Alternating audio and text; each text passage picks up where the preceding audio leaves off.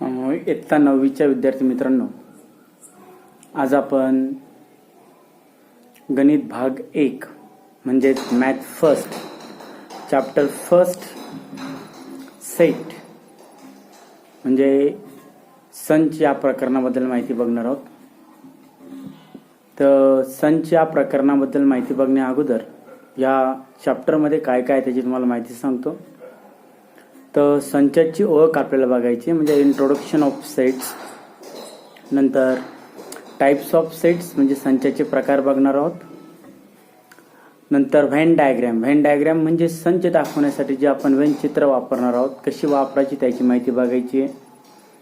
नंतर संचांचे प्रकार आपल्याला बघायचे.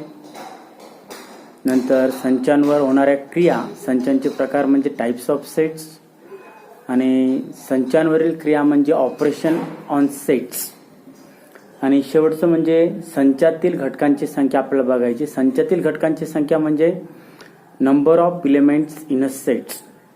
तर आधी आपण सुरुवात करणार आहोत इंट्रोडक्शनने. इंट्रोडक्शन म्हणजेच काय, तर संचाची ओळख काय, इंट्रोडक्शन ऑफ सेट्स. तर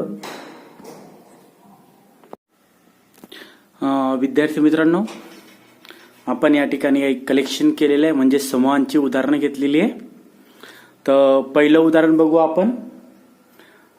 पहिलं उदाहरण आहे days of a weak. Days of a weak म्हणजेच काय, आठवड्यांचे 7 दिवस. हे पहिलं उदाहरण घेतलंय. दुसरं उदाहरण दिसतंय बघा, स्टुडंट्स इन 9th स्टँडर्ड म्हणजेच इयत्ता 9वीतील विद्यार्थी. तिसरं उदाहरण कलर्स इन रेनबो म्हणजेच इंद्रधनुष्यातील रंग. इंद्रधनुष्यातील रंगांबद्दलची माहिती आहे. चौथं उदाहरण आहे फर्स्ट 10 काउंटिंग नंबर म्हणजे पहिल्या 10 मोज संख्या. पाचवं उदाहरण आहे वर्गातील शूर मुले म्हणजेच काय, brave childrens in a class. 6वं उदाहरण हॅपी चिल्ड्रन इन विलेज, गावातील आनंदी मुले. 7वं उदाहरण आहे शाळेतील हुशार मुलं म्हणजे brilliant student in a school. 8वं उदाहरण आहे गावातील श्रीमंत लोक. गावातील श्रीमंत लोक म्हणजेच काय, रिच पीपल इन विलेज. आता विद्यार्थ्यांना आपण 1 ते 4 उदाहरणं बघितली. पहिलं उदाहरण बघा, days of a weak, students in 9th standard, colours in rainbow, first 10 counting number. आता हे जे 4 उदाहरणं आहे, या 4 उदाहरणातील घटक म्हणजे ह्या 4 उदाहरणात असलेली जी माहिती ती आपण नेमकी आणि अचूक सांगू शकतोय. म्हणजे we can clearly list the object of that collection. Clear, we can clearly list of object of that collection म्हणजे हे जी 4 उदाहरणं आहे यांची आपण क्लिअरली लिस्ट करू शकतोय. ओके.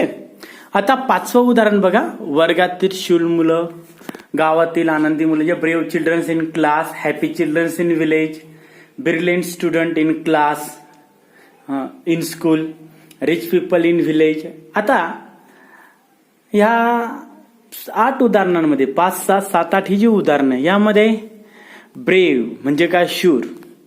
नंतर हॅपी म्हणजे काय, आनंदी. ब्रिलियंट म्हणजे काय, तर हुशार. आणि रिच म्हणजेच काय, रिच म्हणजे श्रीमंत. आता यांचं जे एक्झॅक्ट मिनिंग हे काय असणार आहे, चेंज होणारे person to person. Brave, happy, brilliant, rich. Exact meaning is different from person to person. Means simply we cannot clearly list of the object of that collection. Which collection? 5, 6, 7 and 8.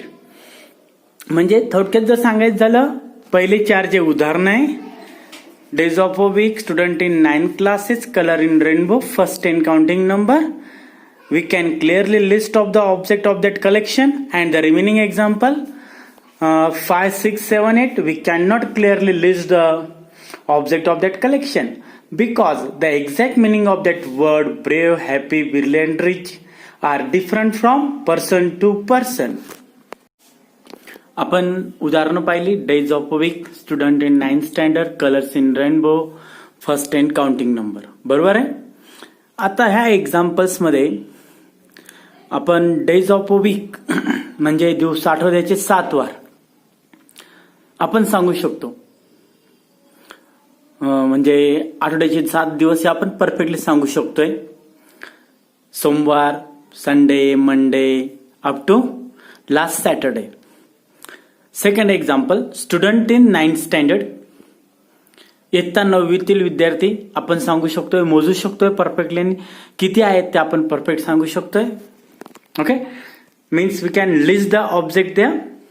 Colours in rainbow. Colours in rainbow म्हणजे 7 colours in rainbow perfectly व्यवस्थित. First 10 counting number म्हणजे पहिल्या 10 मोज संख्या 1 ते 10 आपण सांगू शकतोय. पुढचं 5वं उदाहरण जर तुम्ही पाहिलं, आपण पाहिलंय brave childrens in class, happy childrens. आता 5वं आणि 6व्या उदाहरण जर बोलू आपण, एखादी विद्यार्थी त्याने काही काम केलं तर तो ब्रेव्ह होईल, बरोबर आहे.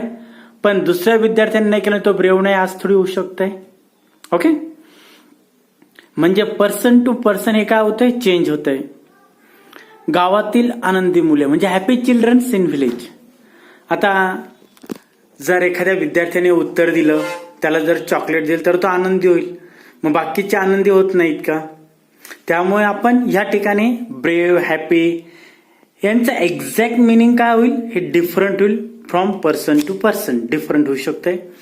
नंतर brilliant student in class, in school, rich people in village, हे पर्सन टू पर्सन का होईल, डिफरंट होईल. आता ही झाली आपली समूहाबद्दलची उदाहरणे. आता आपण डेफिनेशन कडे जाऊ. डेफिनेशन म्हणजे काय, व्याख्या. बघा, सेट्स. सेट्स म्हणजे काय त्याची आपण डेफिनेशन बघणार आहे. आता सेट्स त्याला मराठीत म्हणतो आपण संच. आधी मराठीत सांगतो. ज्या समूहातील घटक अचूक व नेमकेपणाने, ज्या समूहातील घटक अचूक व नेमकेपणाने सांगता येतात. ज्या समूहातील घटक अचूक व नेमकेपणाने सांगता येतात त्या समूहांना आपण काय म्हणतो, संच म्हणतो. आता या ठिकाणी कोणता शब्द महत्वाचा आहे, अचूक आणि नेमकेपणाने. Similarly in our English, if we can definitely and clearly decide the object of given collection, if we can definitely and clearly decide the objects of given collection, then that collection is called as a set. Okay, म्हणजे simple आहे. ज्या समूहातील घटक आपण काय अचूक आणि नेमकेपणाने सांगू शकतो त्यांना काय म्हणायचंय, संच म्हणायचंय. इंग्लिशमध्ये काय, if we can definitely and clearly decide the object in a given collection, then that collection is called a set. Okay, आता एक्झाम्पल कडे जाऊ आपण. Example number 1, 2, 3, 4. आता हे 4 एक्झाम्पल्स मध्ये आपण याच्यातले घटक अचूक आणि नेमकेपणाने सांगू शकतोय. We can decide the object definitely and clearly, hence they are the examples of set. Okay, they are the examples of the sets. Then if you see the example number 5, 6, 7 and 8, they are not the example of sets because the object or element of that collection are not clearly listed. We cannot clearly list of object of that collection, hence they are not set. म्हणजे 5, 6, 7, 8 हे जे समूह आहेत, या समूहातील घटक आपण नेमके आणि अचूकपणाने सांगू शकत नाहीत, म्हणून ते संच नाहीत.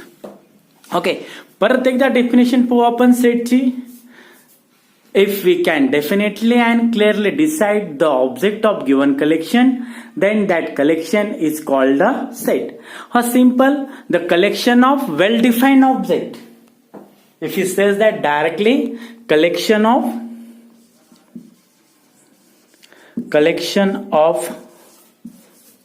well-defined object. collection of well-defined object. It is also called as a set. Simple way. After that, we have said that the name of the set given by. Name of the set given by means संच जो असतो, संचाला जी नावं आपण देतो ही capital लेटरने आपण नावं देत असतो संचाला नावं. Name of the set given by capital A to dash Z. म्हणजे संचाला जे नाव द्यायचं आपल्याला ते कॅपिटल लेटर्सने द्यायचे. नंतर the member or element of sets.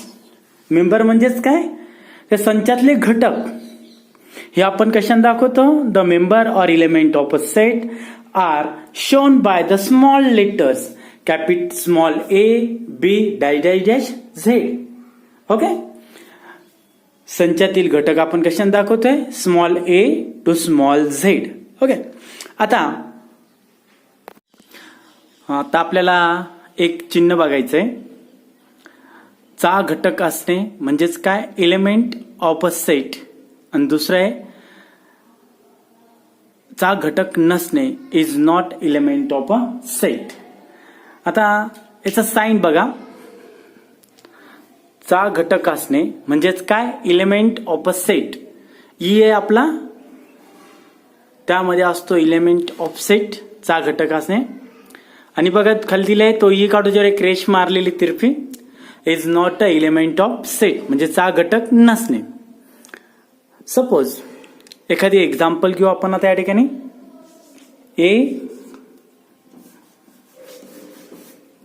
ए आणि इकडे कॅपिटल ए लिहिलंय. A belongs to capital A म्हणजेच काय, A is an element of set A. Small A is an element of set A. Suppose we write down A, such type symbol. We can say that now here A is not an element of set A.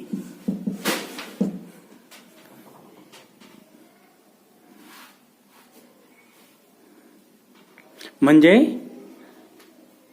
Suppose एखादी घटक जर त्या संचात असेल तर आपलं sign आहे वरचं ई. जर नसेल तर ई काढायचा आहे, तर सिंबॉल काढायचं, जर तिरपी रेष घ्यायची आहे. त्यालाच म्हणतो आपण चा घटक असणे आणि चा घटक नसणे.